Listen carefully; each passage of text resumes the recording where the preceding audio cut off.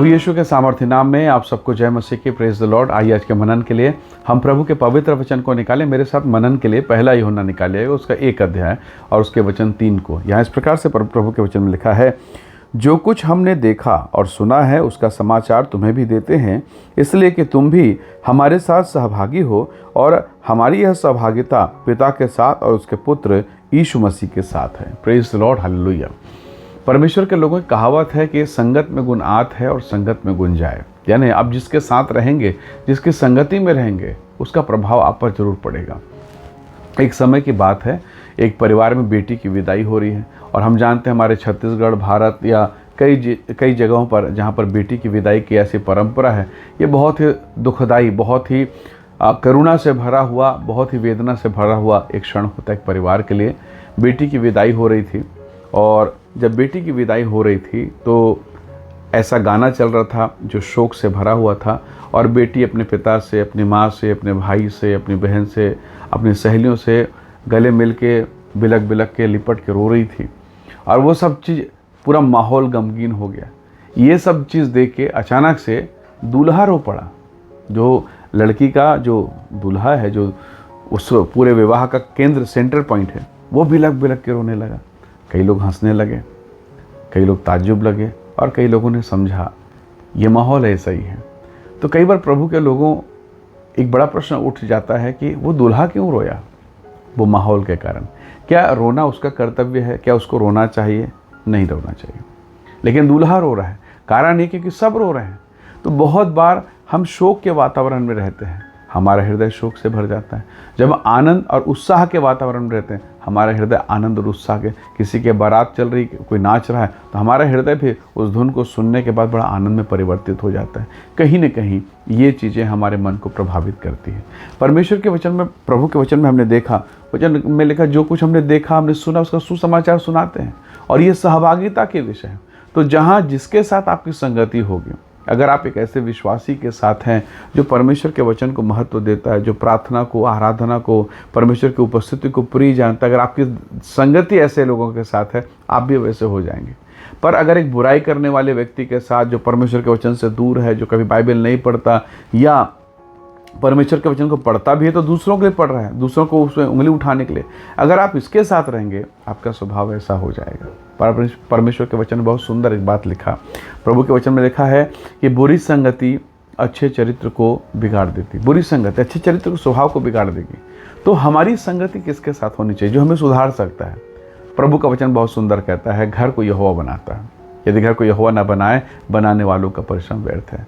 तो हम बनाने वाले के साथ रहें। शैतान बिगाड़ता है, वो शुरू से उजाड़ता है। अदन के बगीचा को देखिए, उसने उजाड़ दिया, पर परमेश्वर को देखिए बनाता है। तो हम ऐसे लोगों के साथ रहें, ऐसे प्रभु की संगति में रहें जो बनाने वाला है। हालेलुया।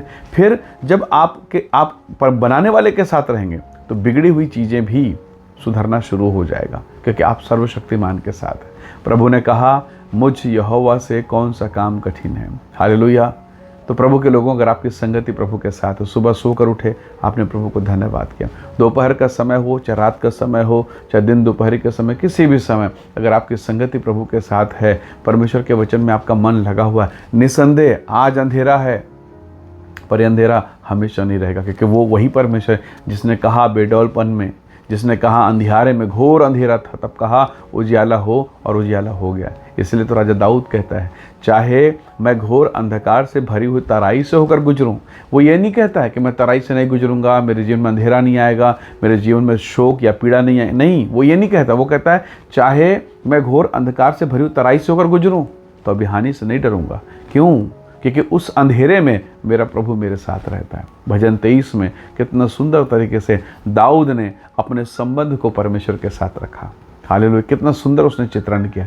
तो प्रभु के लोगों, अगर मैं और आप परमेश्वर के साथ हैं, हमारी संगति अच्छे लोगों के साथ है, अच्छे विश्वासियों के साथ है, आप गिरते रहेंगे पर संभल जाएंगे, आप रोते रहेंगे पर हंसने लगेंगे, आप विलाप की अवस्था में रहेंगे पर परमेश्वर की शांति आपके जीवन में प्रवेश करेगी। देखिए, इस बात को आप समझते हैं, बरसात का मौसम 4 महीने का है। आज अगर पूरा अंधेरा घटा छा जाए तो हमें मालूम है ज़्यादा से ज़्यादा ये बरसेगा, बरसने के बाद पूरा ये आसमान फिर से साफ हो जाएगा। तो आज जिन माहौल ने आपको घेर के रखा है, चाहे वो कर्ज का माहौल हो, चाहे पीड़ा या परेशानी का माहौल हो, पति और पत्नी के बीच में कड़वाहट का जो माहौल है, अगर आप प्रार्थना करेंगे परमेश्वर इस माहौल को परिवर्तित करेगा और महिमा में बदल देगा। हालेलुया।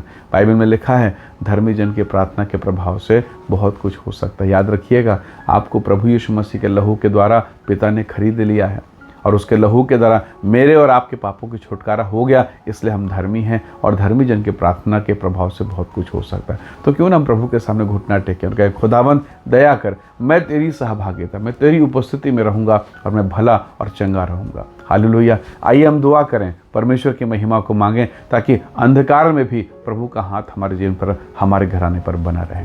आइए दुआ करें। प्रेमी अनुग्रहकारी स्वर्गीय पिता, मेरे प्रिय भाई बहनों के जीवन को छुएं, आशीष दें, अनुग्रह करें और हर एक घोर अंधकार प्रभु यीशु के नाम में उजियाले में परिवर्तित हो जाए। इनके जीवन को आशीष दे और सारी निराशाओं से छुटकारा दे। प्रभु धन्यवाद, आपने प्रार्थना को सुना। सारी महिमा आपको देते हैं, यीशु के सामर्थी नाम से मांगते हैं, आमीन आमीन। प्रभु आप सबको आशीष दे, परमेश्वर का अनुग्रह आप सबके साथ हो। Praise the Lord. जय मसीह।